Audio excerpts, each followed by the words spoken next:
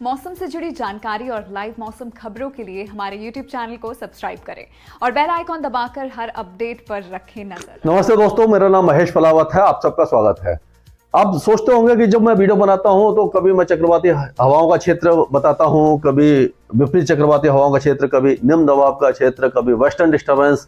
तो ये सारे क्या चीज हैं, क्योंकि कई लोगों को तो पता है, ज्यादातर जो भाई बहन हैं उनको पता है कि ये क्या चीज होते हैं, लेकिन ये जो है, जो चक्रवाती हवाओं का क्षेत्र है, विपरीत चक्रवाती हवाओं का क्षेत्र है, पश्चिमी विक्षोभ है, लो प्रेशर एरिया है, डिप्रेशन है, साइक्लोन है, ये सब जो हमारी पृथ्वी है उसका जो एटमॉस्फेयर है उसके अंदर जो हवाएं चलती हैं, यानी हवाओं की जो दिशा और गति जो होती है उसी के हिसाब से जितना भी मौसम है, यानी कि बर्फबारी है, साइक्लोन बनते हैं, गर्मी बढ़ती है, हीट वेव आती है, शीतलहर आती है, पाला पड़ता है, बारिश होती है, ये सारे जो पैरामीटर्स हैं, वेदर जो वो होते हैं, मौसमी गतिविधियां होती हैं, ये इन्हीं जो पैरामीटर्स बोलते हैं, इनको इन्हीं के हिसाब से होती है। तो हवाओं की दिशा और गति जो है वो निर्धारित करती है कि कहां पर बारिश होगी, कहां पर सूखा होगा और किस मौसम में क्या होने वाला है। तो जैसे मैं आपको एक एग्जांपल बताता हूं, जो पश्चिमी विक्षोभ है, जैसे मैंने पहले भी कई बार बता चुका हूं कि मेडिटेरियन सी से जो बादल उठते हैं, यानी मेडिटेरियन सी, इससे और जाके साउथ ईस्ट एशिया है, फिर ये एशिया है, एशिया के बाद जो यूरोप है उसके पास में मेडिटेरियन सी है, वहां पर काफी बड़ा समुद्र है, वहां से बादल उठते हैं। और इस समय क्या होता है कि पूरे ग्लोब पर एक सब ट्रॉपिकल जेट है, जो जेट स्ट्रीम बोलते हैं, यानी कि तेज हवाएं चलती हैं जो पश्चिम से पूर्व की तरफ चलती हैं और ये पूरे जो पृथ्वी का चक्कर लगाती हैं। तो उस हवाओं के साथ साथ ये बादलों का समूह आता है और बीच में ईरान, इराक, अफगानिस्तान, पाकिस्तान, यहां तक कोई भी बड़ा पर्वत नहीं मिलता। और जब पश्चिमी हिमालय चले, यानी हिमालय के पास आता है, तो उन बादलों के समूह को रुकावट मिलती है। तो ये सर्दियों में यहाँ हिमपात देते हैं, बर्फबारी देते हैं, और उनके प्रभाव से हवाएं जब इस तरह से घूमने लग जाती हैं घड़ी की उल्टी दिशा में, तो जो हमारी पृथ्वी जो घूम रही है, रोटेशन कर रही है, उसमें क्या होता है कि उत्तरी गोलार्ध में हवाएं अगर घड़ी की उल्टी दिशा में घूमने लग जाए तो ये ऊपर की तरफ उड़ने लग जाती है। तो इससे हमें पता लगता है कि यहाँ पर साइक्लोनिक सर्कुलेशन है, तो यहाँ मौसम खराब होगा, यानी बारिश वगैरह होने की संभावना बन जाती है। तो इसी के हिसाब से हम फोरकास्ट करते हैं। तो अगर हवाएं ऊपर की तरफ उठ रही है तो क्या होगा कि जैसे जैसे हम एटमॉस्फेयर में ऊपर चलते हैं तो जो मौसम है वो ठंडा होता है और जो नमी होती है हवा के अंदर वो कंडेंस हो जाती है, यानी कि वो यानी कि सैचुरेशन हो जाता है और बादल बनते हैं और बारिश होती है। तो इसीलिए, और जो ट्रफ है वो भी उस इलाके में भी हवाएं ऊपर उठ रही होती हैं, तो ट्रफ के साथ साथ और यहाँ पर बारिश की संभावना बन जाती है। इसीलिए हम बता रहे हैं कि आज जैसे कि राजस्थान के कई इलाकों में बारिश होने की संभावना नजर आ रही है। और वेस्टर्न डिस्टर्बेंस है, ये पहाड़ों पर आ गया तो यहाँ पर हिमपात होगा।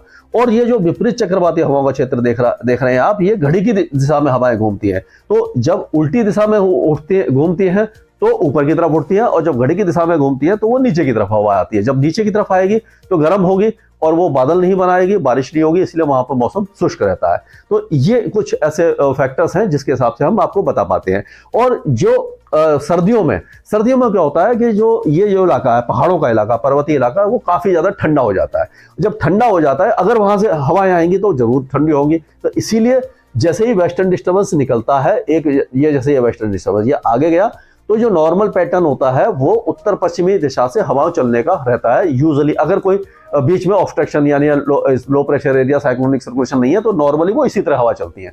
तो क्या होता है कि बर्फीली हवाएं चलती हैं यहाँ से, जो कि पूरे हिंदू कुश से लेकर के यहाँ पूरे इलाके में बर्फबारी हो चुकी होती है। तो बर्फीली जब हवाएं चलती हैं वो तापमान को गिरा देती हैं वेस्टर्न डिस्टर्बेंस जाने के बाद। जैसे पिछला वेस्टर्न डिस्टर्बेंस गया था, चुरू में -0.5 आ गया, 1 डिग्री आ गया, और इसी तरह 2-3 डिग्री के आसपास हिसार वगैरह में, इस सारे इलाकों में तापमान इतने ज्यादा गिर जाते हैं। तो इससे ये जो सर्दियों में ये हवाएं ठंडी होती हैं, लेकिन गर्मियों में क्या होता है कि वो पहाड़ों पर तो बर्फबारी होती नहीं है, और ये थोड़ी सी अगर उत्तर पश्चिमी हवाएं होती हैं, तो ये जो सिंध है, ये बलूचिस्तान है, और ये पाकिस्तान है, थार डेजर्ट है, जो बहुत ज्यादा गर्म हो जाता है। तब जब उत्तरी पश्चिमी हवाएं चलती हैं गर्मियों में, तो बहुत ज्यादा गर्मी लेकर के आती है। उससे क्या होता है कि मौसम गर्म हो जाता है, तो हीट वेव आती है। तो इसके हिसाब से हम लोग फोरकास्ट करते हैं। तो ये तो एक मैंने आपको जनरल बात बताई। अब देखते हैं कि क्या होने वाला है। तो वेस्टर्न डिस्टर्बेंस पहुंच चुका है, और अब ये आज जो बर्फबारी है वो गिलगित बाल्टिस्तान, मुजफ्फराबाद, लद्दाख और जम्मू कश्मीर के ऊंचे पहाड़ों पर होगी।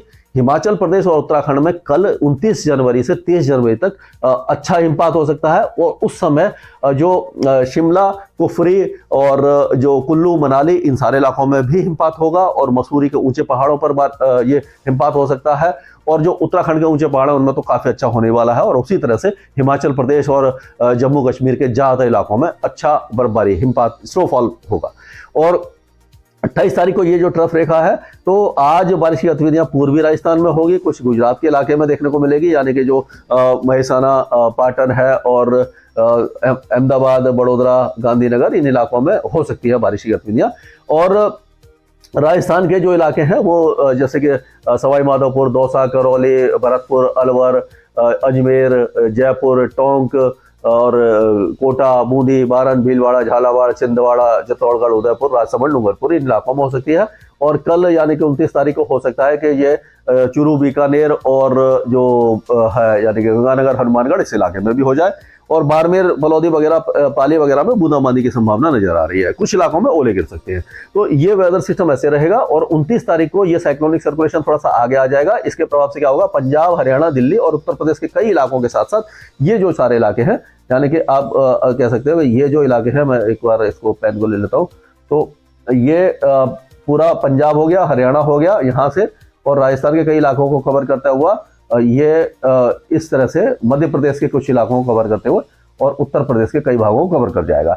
यानी कि ये आप कह सकते हो कि जो लखनऊ, कानपुर से लेकर के थोड़ा सा और आगे तक बारिश की गतिविधियां होंगी। और ये मध्य प्रदेश के कई भागों में बारिश की गतिविधियां होंगी, उत्तरी और मध्य भाग में ज्यादा होगी। 30 तारीख को जो बारिश की गतिविधियां हो जाएंगी वो यहाँ से तो हट जाएगी, ये इलाके यानी कि पंजाब और हरियाणा वगैरह, इन सारे से, दिल्ली वगैरह से कम हो जाएगी और ये पहाड़ों पर जारी रहेगी।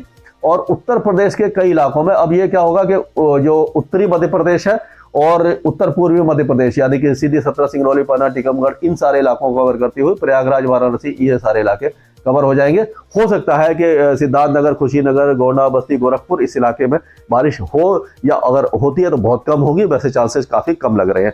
और बिहार, झारखंड, पश्चिम बंगाल और छत्तीसगढ़, ये जो इलाके हैं ये लगभग शुष्क रहेंगे। यहाँ पर बारिश की संभावना हमें नजर नहीं आ रही है अभी फिलहाल। और अगर होती है तो बहुत हल्की बारिश होगी। और जो पूर्वोत्तर राज्य हैं वहां पर भी बारिश की संभावना काफी कम नजर आ रही है। अगर हम इसको और ऊपर ले जाते हैं इस तरह से, तो गुजरात में अभी फिलहाल टेम्परेचर बढ़ेंगे। गुजरात, राजस्थान, मध्य प्रदेश के सारे इलाकों में, पंजाब, हरियाणा, दिल्ली, उत्तर प्रदेश, इससे सब इलाकों में जो अभी टेम्परेचर गिरे थे, हमने देखा था कि 12-13 से लेकर के 6-7 डिग्री तक आ गए थे। और राजस्थान में जो डबल डिजिट में थे वो सिंगल डिजिट और 1-2 डिग्री तक पहुंच गए थे। अब वो तापमान बढ़ेंगे क्योंकि हवाओं की दिशा आप देखिए इस तरह से जाना शुरू हो गई है।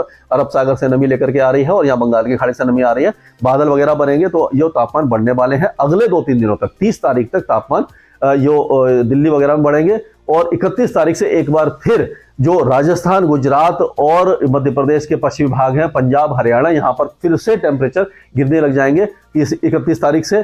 और 1-2 फरवरी तक दिल्ली और उत्तर प्रदेश और पूरे मध्य प्रदेश में तापमान गिर जाएंगे क्योंकि वेस्टर्न डिस्टर्बेंस फिर से चला जाएगा और उसके बीच में गैप आ जाएगा 3-4 दिनों का। फिर जो उत्तरी हवाएं चलेंगी तापमान गिर जाएंगे। शीतलहर हरियाणा और राजस्थान के कुछ इलाकों में आ जाएगी, दिल्ली में भी सर्दी बढ़ जाएगी, लेकिन दिल्ली और बाकी इलाकों में शीतलहर की संभावना कम नजर आ रही है। तो अगर हम बाकी इलाकों की बात करते हैं तो ये पूरा महाराष्ट्र शुष्क रहेगा, तेलंगाना शुष्क रहेगा। और अगर और दक्षिण में चलते हैं तो आप देखिए ये कर्नाटक और आंध्र प्रदेश के ज्यादातर इलाके शुष्क रहेंगे। ये जो लो प्रेशर एरिया है ये वेलमार्क लो प्रेशर एरिया बन जाएगा 30 तारीख तक। और 31 तारीख तक ये डिप्रेशन बन जाएगा। डिप्रेशन बनेगा श्रीलंका के पास आके, क्योंकि डिप्रेशन इसलिए बनेगा यानी और ज्यादा मजबूत इसलिए होगा क्योंकि जो वर्टिकल विंड शेयर है वो कम है और सी सरफेस टेम्परेचर अच्छे हैं। लेकिन जो तट के जब एकदम पास पहुंच जाएगा तमिलनाडु के और ये श्रीलंका के बीच में, तो कमजोर हो जाएगा। तो इसका असर श्रीलंका पर ज्यादा दिखाई देगा 29, 30 और 31 तारीख को। 1 फरवरी तक ये डिप्रेशन बन सकता है। और ये जो तमिलनाडु के कुछ इलाके हैं यहाँ पर बारिश की गतिविधियां हो सकती हैं, खास करके जो नागापट्टनम, पम्बन और कराईकल वगैरह है, तंजावुर वगैरह, इस इलाके में जो बारिश है थोड़ी सी अच्छी हो सकती है। ये जो इलाके हैं और अगर देखेंगे हम तो साउथ कोस्टल आंध्र प्रदेश है, तिरुपति, नेल्लोर, कावाली से लेकर के जो बाकी इलाके हैं यहाँ तक जो बारिश है वो थोड़ी सी हल्की होगी, हल्की फुल्की बारिश की गतिविधियां होंगी। और केरल के उत्तरी इलाके और कर्नाटक वगैरह ये सारे इलाके शुष्क रहेंगे। तमिलनाडु के अंदरूनी इलाकों में हल्की बारिश होगी। लक्षद्वीप शुष्क रहेगा।